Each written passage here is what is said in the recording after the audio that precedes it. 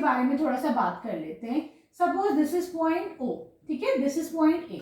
यहां से एंगल अगर तुम्हारा यहाँ 90 डिग्री तक जाएगा, 90 से छोटा सॉरी, ठीक है, जैसे 89 तक भी चला जाएगा तो ये एंगल क्या है तुम्हारा, एक्यूट एंगल। कैसे याद रखोगे, क्यूट क्या होता है, छोटे बच्चे क्यूट होते हैं, इसीलिए जो एंगल 90 से छोटा वो क्या हो जाएगा, एक्यूट एंगल। ठीक है, अभी थोड़ा सा हम एंगल्स पे डिस्कशन करते हैं, एंगल्स कैसे होते हैं, राइट।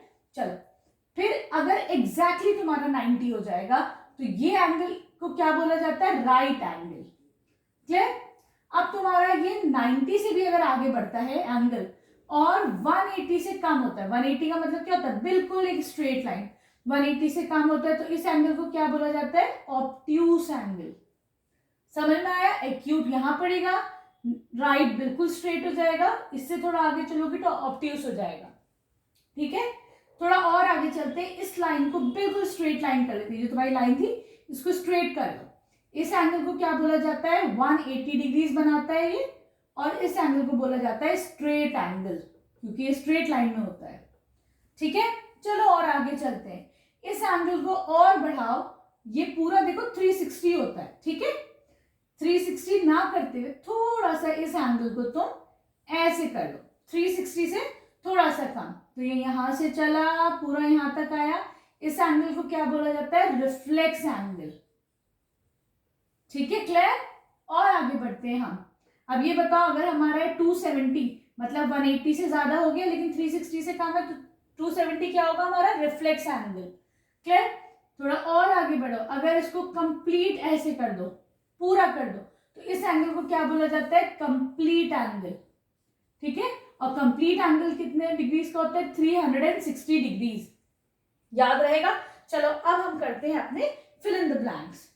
ये कह रहे हैं ए पार्ट है, a reflex angle measures more than, तो देखो फिर से वो कर लेते हैं रिवीजन। रिफ्लेक्स एंगल क्या होता है, यहां से चलता है 180 से ज्यादा होता है, इसका मतलब इससे और आगे बढ़ा बढ़ा बढ़ा, लेकिन 360 से छोटा होता है। ठीक है, तो रिफ्लेक्स एंगल जो होता है ग्रेटर देन 180 होता है, लेकिन लेस देन 360 होता है। This is your reflex angle.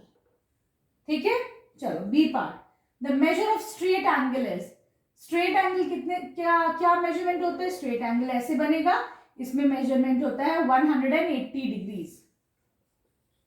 ठीक है, चलो C part, one complete angle is equal to, complete angle क्या होता है, तुम यहां से चले, तुमने एक पूरा फुल कंप्लीट रेवोल्यूशन करा, रेवोल्यूशन मतलब ऊपर से चलो और वहीं तक आओ, उसी पॉइंट तक आओ। ठीक है, तो कंप्लीट एंगल में 1 फुल रेवोल्यूशन होता है।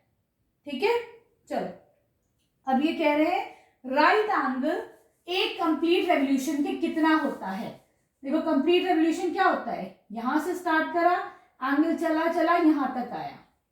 ठीक, लेकिन राइट एंगल क्या होता है, इसका ऐसे ऐसे, मतलब 1 2 3 4, अगर मैं 4 राइट एंगल्स को मिलाऊं तो मुझे एक कंप्लीट एंगल मिलेगा।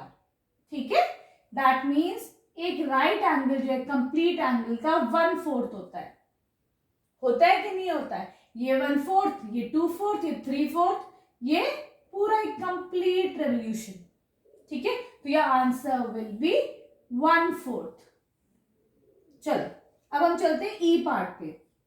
1 कंप्लीट रेवोल्यूशन इज, एक कंप्लीट रेवोल्यूशन कितने स्ट्रेट एंगल बनाता है, तो देखो स्ट्रेट एंगल है एक, ये दूसरा, ये बन गया ना एक full complete angle. That means अगर मैं 2 स्ट्रेट एंगल्स को मिलाती हूँ तो मुझे 1 फुल कंप्लीट रेवोल्यूशन मिलेगा। ठीक है, चल अब चलते हैं एफ पार्ट पर। Measure of obtuse angle is, obtuse angle का क्या मेजरमेंट होता है, तो देखो ऑब्ट्यूस एंगल क्या होता है, इट इज बेसिकली एक्यूट से ज्यादा हो गया, 90 से भी ज्यादा, लेकिन बताओ स्ट्रेट एंगल से कम होता है। ठीक है, तो लिखोगे तुम लोग obtuse angle is more than 90 degrees but less than 180 degrees, 180 से कम होता है।